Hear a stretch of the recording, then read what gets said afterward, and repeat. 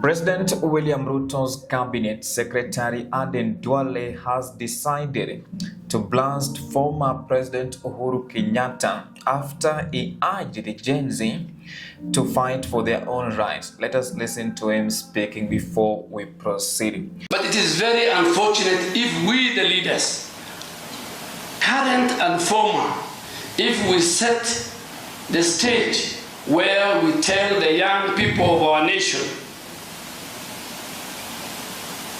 to commit acts of violence, acts of disobedience, I think we will lose the moral high ground. And you had an opportunity to lead the country. Do not ask young people and encourage them to commit violence. Encourage them to keep peace and stability of our country. Let us not encourage our young people, the future of the nation, into acts of violence. And I have 5 sons. Let me start with myself. I will ask my sons every day, and even when I was a member of parliament, and our governor will do, that they must respect the constitution. They must respect the rule of law. That is exactly what I am talking about. The cabinet secretary is launching a scathing attack on former President Uhuru Kenyatta after he urged the youth to fight for their own rights. In this video, I want us to make CS Aden Duale understand why the youth of this nation are determined to fight for their own rights. But before we do that, in case this is your first time, kindly support us by subscribing and turning on the notifications bell. We are on a mission to 6,000 subscribers before the end of this month. And if you are a returning subscriber, thank you so much for supporting this YouTube channel.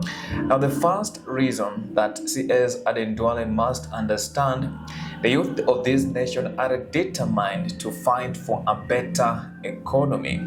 Now, President William Ruto, during electioneering period, especially during his campaigns, he promised that he will make Kenya's economy better than what former President Uhuru Kenyatta did during his tenure from 2013 to 2022. In fact, when they took over, his former deputy president, that is Rigathi Gachagua, said in front of other heads of state that they were inheriting a dilapidated economy. Now, the youth of this nation, they just want a better economy.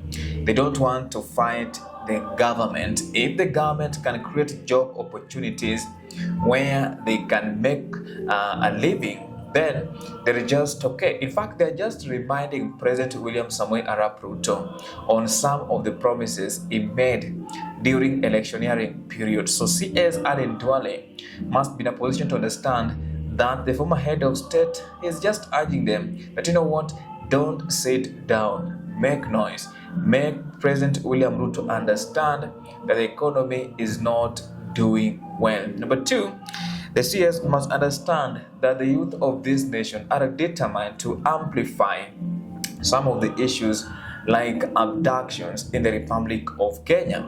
And I think the head of state, the former head of state, was just trying to urge the youth that, you know what, you cannot sit down and watch your colleagues being abducted, and the state will come out and say, you know what, we don't know who is abducting Kenyans, and that is something that Kenyans must be in a position to condemn. And I saw even other cabinet secretaries like CS JB Muturi coming out and condemning abductions. Even Raila Odinga told William Samoei Arap Ruto in Homa Bay that, you know what, these abductions must stop. And President William Ruto said abductions will stop. He said in Swahili, and I quote, "Tutakomesha abduction."